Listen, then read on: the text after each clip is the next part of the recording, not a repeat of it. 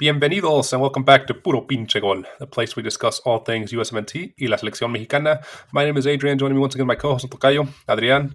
Adrian, how you doing, man? After a very eventful weekend for you.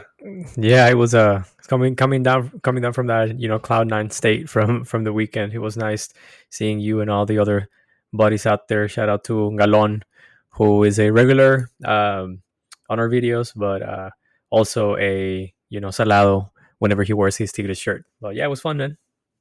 Yeah, PPG family joined me in congratulating Adrian and his fiance. Well, now fiance. He got engaged over the weekend, so cheers to Adrian. Congrats, thank you. But man, let's get into it. We had kind of slow week last week. We were all very busy, not much news. But this week, there's been some updates for a few key USMNT figures who, more likely than not, this summer are going to be making moves. Those figures here are Sergiño Dest and Weston McKennie, who we're going to be focusing on. Earlier this week, Sergiño Dest came out and was kind of interviewed and had some things to say about his current situation at PSV. He's originally, a Barcelona player. He's on loan at PSV. So, let's kind of focus on him, kind of his situation, how he's done this season and what we can expect from him in the summer.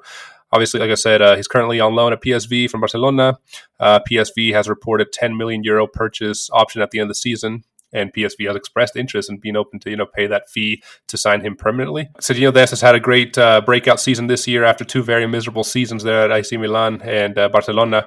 What are your thoughts on his season so far? And do you think he's kind of improved his club form? He hasn't really struggled internationally, but his club form has always been questionable. Do you think he's back to his best for club?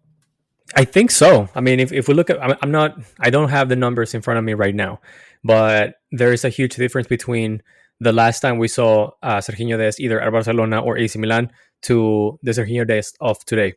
The fact that he went to Eredivisie where he was a successful player, I think has proven to be a smart move for him to revitalize his career, to get him back on track in being a match ready, good fitness player. It kind of sucks that he went back to his arch nemesis Eredivisie team, with PSV. But I think it was nonetheless a very, very smart move for Sergiño Dest. Understanding that he took a step back in terms of the level of competitiveness and challenge in the league, right? Because I think whenever you are at La Liga or Serie A, the competition is slightly higher than Eredivisie, especially if you are a defender, right? And he is technically a defender. So we would have loved for him to stick around more in Serie A so he could improve those defensive areas of opportunity that he has. But in terms of, his continued growth and the impact that he has for the USMNT, I think Triple G would rather have him play at a league that requires less of him in terms of, being a more well-rounded and competitive player and having play at a level that is still better than MLS and in transition into, a almost there in comparison to the likes of Anthony Robinson or even the guys that play in Bundesliga like Joe Scally. Yeah, it's definitely a step back from the likes of AC Milan and Barcelona, but like you said, still that Eredivisie is still the PSV is one of the top three teams there in that league. They're basically won the season already, and it's a team that plays Champions League football, right? A team that where he's not competing necessarily with the likes of the superstars that Barcelona has, but it was a step backwards in that I think was necessary in order to have two steps forward. Yeah, he might not end up at one of those giant clubs again, a Real Madrid, a Barcelona, a Man City, or Man United, whatever. But he could step into something below that, like you said, a Fulham, a West Ham. Leipzig, something like that, right? That he can be an integral part of a Champions League side where they might not be the top of the cream of crop, but they're one step below. So like you said, PSV has expressed interest in kind of signing him after the deal. Dest has indicated that he's open to staying at PSV. He was saying, and I quote, "There's certainly a chance of him staying with PSV. PSV is very satisfied with me, and I'm really enjoying it here. We're doing well as a team. We are champions. Next year we'll be playing Champions League again." The one thing that is kind of stopping PSV and Dest from pretty much becoming the perfect marriage and joining up again next year is Dest's wages. He gets paid a lot by Barcelona, probably a lot more than PSV can afford to pay him. The 10 million buyout is really not the deal breaker. It's really the wages. and he what has Dest said about Barcelona? Basically said Barcelona, no, I want to develop myself. I want to develop my future, and he doesn't see himself at Barcelona. Barcelona being the club to be able to further develop himself. Still a young player, only 23. So yeah, man. I mean, where would you like to see him play next? Barcelona and AC Milan obviously proved too big for him too soon. Yeah. But maybe he has developed and matured more as a player here in the last year or two. So what clubs do you think he can fit into if it's You not know, PSG? it's very interesting. I mean, I agree with you that it looks like AC Milan and Barcelona proved to be maybe he wasn't ready for those challenges yet. Even though right now both teams have a decent amount of young players that are developing, maybe the competition was too much for him. But if I want to give like a clinic suggestion to Sergiño Dest, because we know that he's gonna watch this episode, right?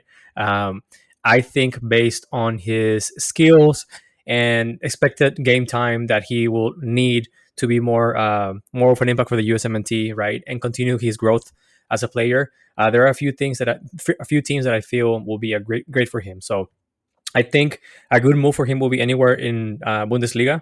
And if I had to choose a couple of teams, I think Bayern Munich is a good one, just because they're about to lose Alfonso Davies, if I'm not mistaken, and he can definitely come in as a drop-in replacement. Of course, not with the physicality that Alfonso Davies offers, but around the same amount of attacking, positioning, and support that he can offer. So I think Bayern Munich will be a good move. It's still a big team, but not necessarily with all the reflectors and pressure that maybe playing in La Liga or Serie A will have.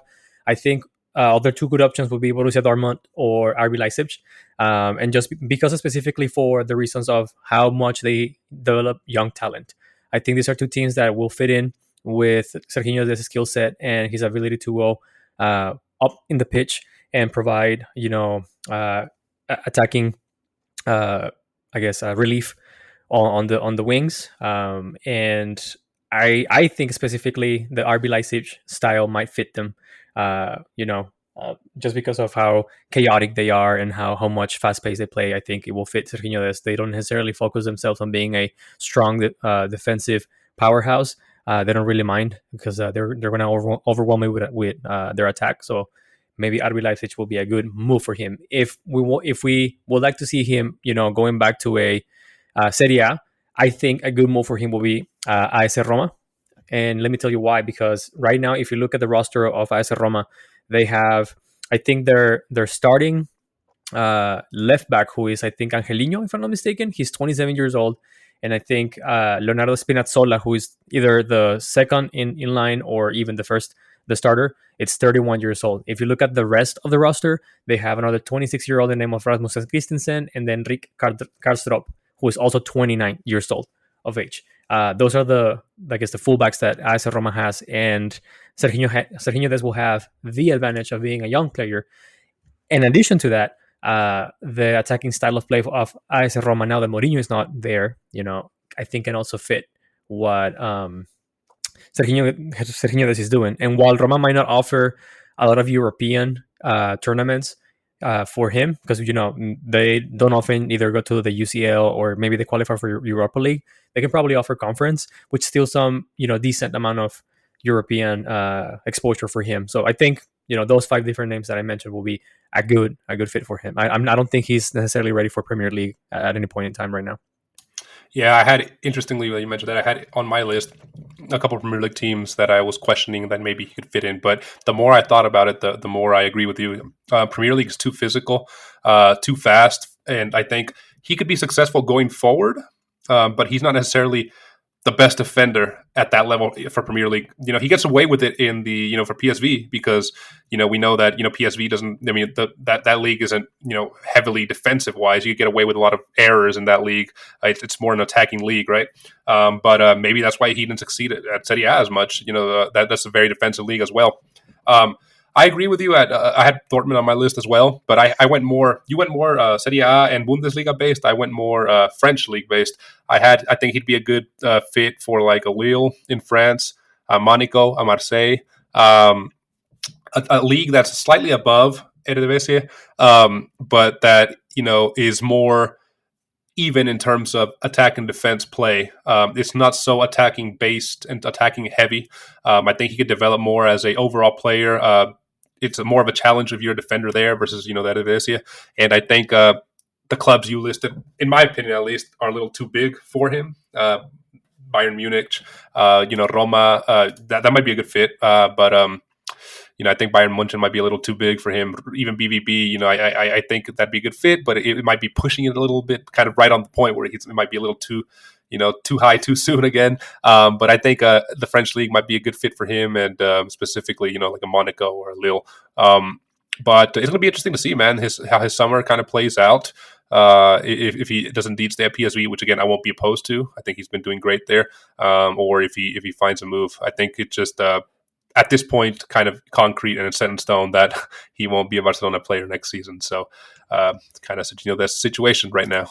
I don't think it's a bad thing for him to be calling it out and saying, "Hey, doesn't want to go there." You got to look after number one, boy. Yes, sir. Moving on to the next guy on our list here, Weston McKennie. McKennie, who has been a standout player for Juventus, one of their best players this season, providing 10 assists and 32 appearances in Serie A. His current deal set to expire next year in 2025. And similarly to Dest, McKennie has kind of revitalized the club career this season. We saw him... this is his fourth season with Juventus. His first season, he had 13 appearances. His second season, a little higher, 21 appearances. And then last season, of course, he spent half the season with Premier League team Leeds United, where he suffered and didn't really do much and didn't do well. This season, however, he's already made 29 appearances. 32 appearances, and he has, been, like I said, one of Juventus' best player. Allegri is a fan of him. The sporting director, Cristiano Giuntoli, is a fan of him and has expressed his desire to sign him again.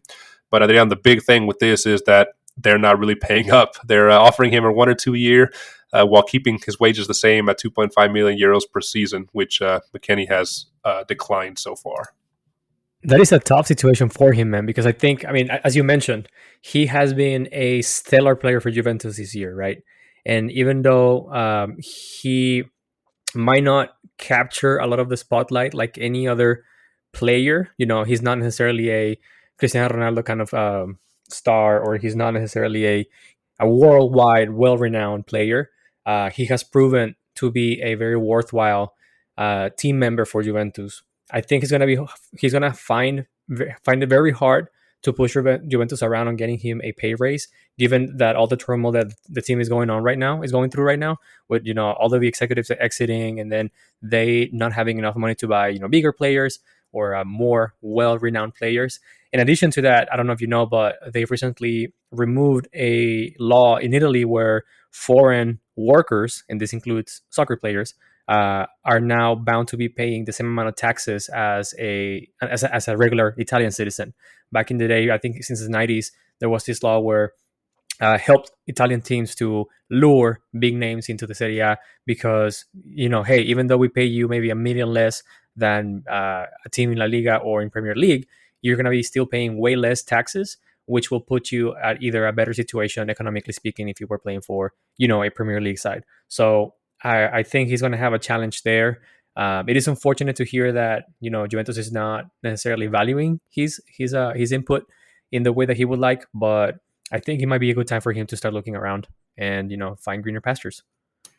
Yeah, unfortunately, I'm a fan of his and what he's done in Juventus. I think it's such a big and historic club, and we have never really had an American performing at that level as consistently. We had Pulisic, kind of locked down Pulisic for a couple of weeks. He played out of his mind for Chelsea, and there were stints of that.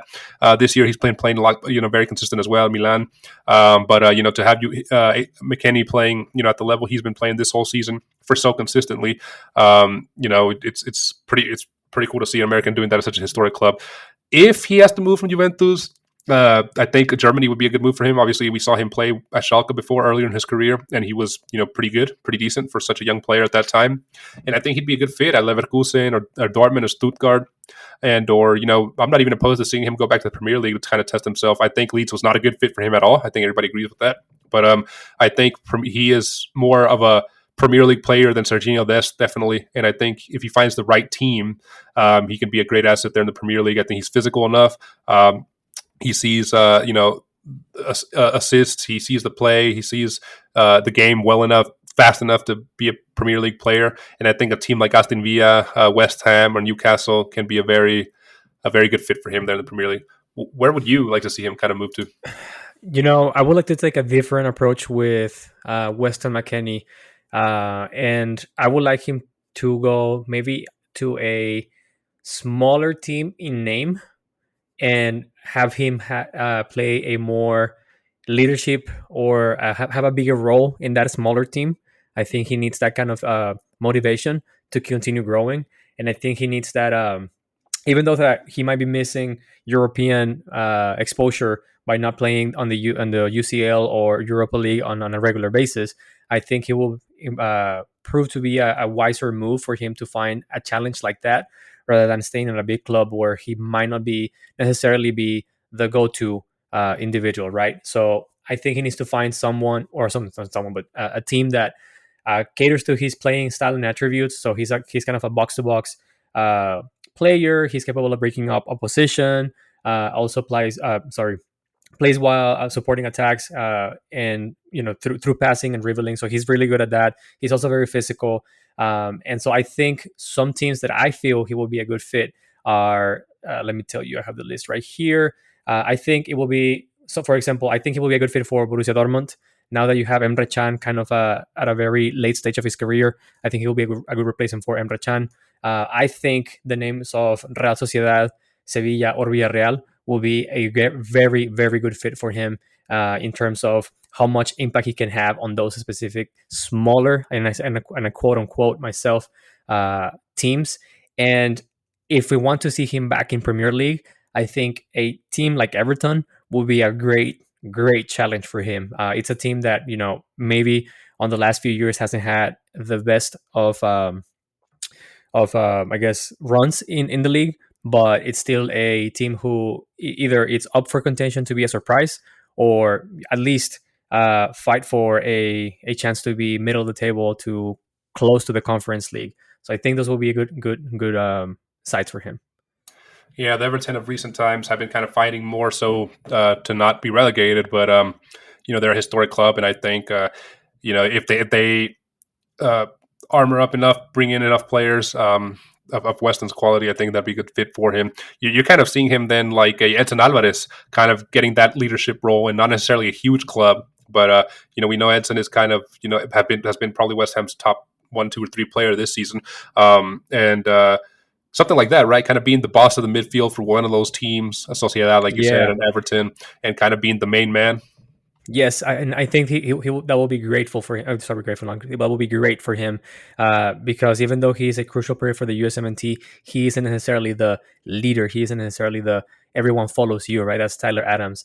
I think if he wants to improve and continue his growth path, he needs to have that kind of specific challenge. I see that he has the attitude. He has, I think, the correct mindset to become that. And a place like the teams that I mentioned, even Bayer Leverkusen, there to lose a player like Xhaka or another midfielder that has helped them this time around to win the Bundesliga, that will also be a good fit for him. It isn't like I don't want him on a team that has all the reflectors or all the lights or the spotlights on them, but I think he's, at least in my opinion and in my perspective, he will greatly benefit from a opportunity where he can be the actual star of the team.